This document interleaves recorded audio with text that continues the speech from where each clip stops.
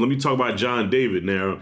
I can't help it, y'all. I'm sorry. Every time I see John David Washington, right, I get into Unc mode. I get into Uncle Shad mode because every time I see him, all is missing is a cigarette or a black mouth dangling out my mouth. I'm like, boy, you acting just like your goddamn daddy. Boy, look at but that boy sounded acting like that just like Denzel. Goddamn, boy, you just like your goddamn daddy. And here's the review. All right, y'all. Yo, the Washington Clan has been killing it this weekend, man. First Denzel with Gladiator 2. I'm pretty sure it's going to make some good money. Good movie. Like I said in my review, definitely not as great on the level as the first one, but still an enjoyable sword and sandals popcorn flick. And now his churn. All right, John David, Malcolm, and I forgot the other child's name. The daughter, I think she was a producer or something on here. And Denzel produced this movie. And I'm talking about Netflix's The Piano Lesson. So this is the directorial debut of Malcolm Washington, who I think is his second child. All right. And, this was a very ambitious film. You could tell that Malcolm put his all into this. This, like, for a first-time filmmaker, he has no business being this damn sharp or this, like, when you watch The Piano Lesson, you feel like he's directed at least a dozen movies before this, man. He really puts his ankle in his directorial debut, man. Like, he really swung for it here. And I think in a lot of ways, he really knocked it out the park. So The Piano Lesson follows John David Washington's character, not John, what's his name? Lil John? Not Lil John. Damn, what's his name? Boy John. Yeah.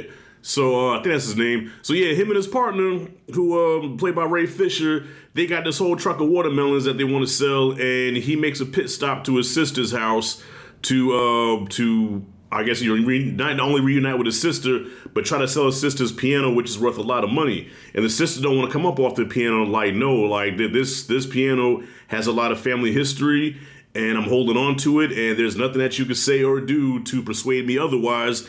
And then you have Samuel Jackson, who is the uncle, who is like the mediator between these two, because these are just bickering siblings that love each other but just don't get along. And Samuel Jackson, yo, I couldn't help y'all but think about Ned Flanders. Come on, yo, when you watch this movie, come on, man, you got to see it. I'm like, damn, he looks like a black Ned Flanders here. And a lot of times, like, he looks like, man, listen, I'm old, I'm tired, I ain't got time for the bullshit. Whatever y'all got going on, man, yeah, y'all need to take that someplace else now. I'm tired. You know, he got that tired, like, old man look like, look, I'm tired. All right. So yeah, that's pretty much all I want to give you without giving too much of the movie away.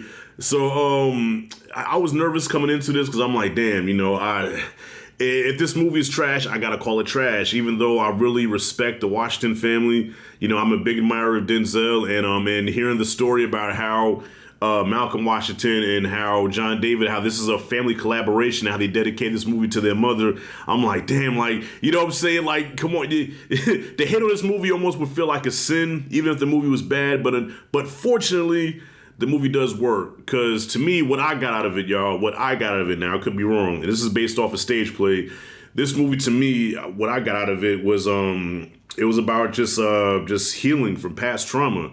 Healing from past trauma, knowing your history, knowing your lineage, and what you can do on your behalf to keep the bad shit from happening again, but also the fear of the unknown of where do we go from here? You know what I'm saying? Like, okay, this happened, and I don't want this to happen again, but damn, what do I do? Like, I'm struggling for the answers here.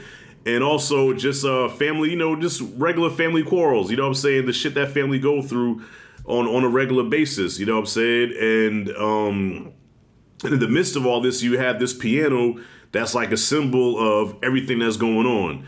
You know what I mean? And then it kind of has a ghost story element to it also, because every time they try to remove this piano or do something with this piano, they start seeing the ghosts, the spirits of the past. There's a story with this piano that ties into their lineage, which Samuel Jackson has this dope-ass monologue with.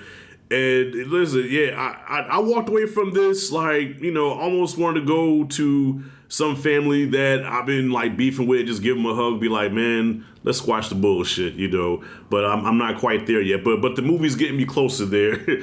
So with that being said, look, Malcolm did his thing with this, and let me talk about John David now.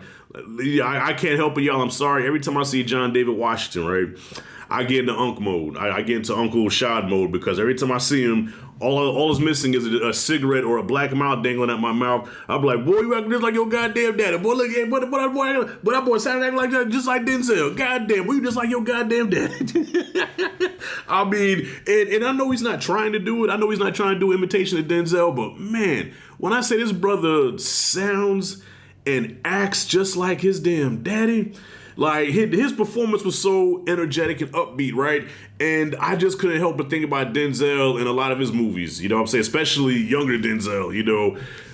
So this film had a lot of energy. It was upbeat. It was soulful. There was some dope ass musical numbers, and the performances all around was dope. So not only did you have Samuel and John David Washington, man, but the one that played Bernice, the sister, I can't remember her name, but she was dope in here. And then I noticed I recognized Brother Mazzone from The Wire. I said, oh shit, that's Brother Mazzone there, man. Okay, so you have this dope ass cast, and it feels like small quarters because I read afterwards that this is based off a stage play, and the whole time I'm watching this, I'm like, why does this feel like this was like a stage play? Because it's real close quarters, a lot of dialogue, and almost like Fences, you know what I mean? And come to find out, this is based off a stage play. I'm not sure if it's the same person that wrote Fences, but yeah, it's hard to adapt stage play to the screen, you know what I mean? Because like I said, stage plays are mostly dialogue driven, and a movie is about visuals. So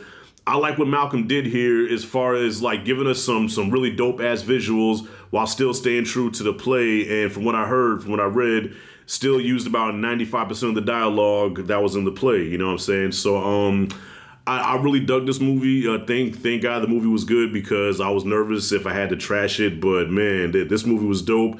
I think Malcolm Washington has a promising career ahead of him. You could tell he learned from the directors of the past. Like I saw a lot of Spike Lee in here.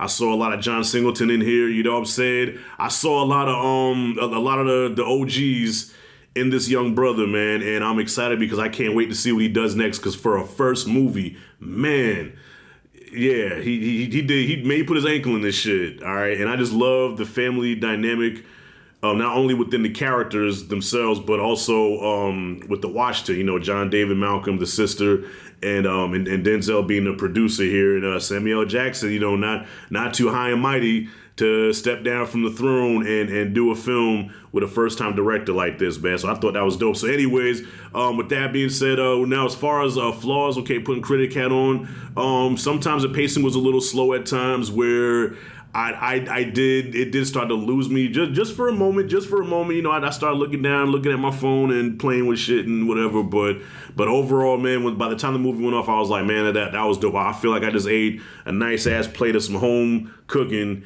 and it stuck to the ribs. It felt good. I'm full now, and that's it, and that's all. This was dope. So with that being said, I give this movie a B plus, man. B plus, borderline A. You know what I'm saying? Like I said, so some of the pacing was kind of slow, but man, for a directorial debut, man, yo, fucking killed it. So have you seen The Piano Lesson? What you guys think about it? Comment fully below. Let me know what you thought. If you like and dig this content, hit that like and subscribe, notification bell in the corner. This is Rashad G signing out. See you in the next video.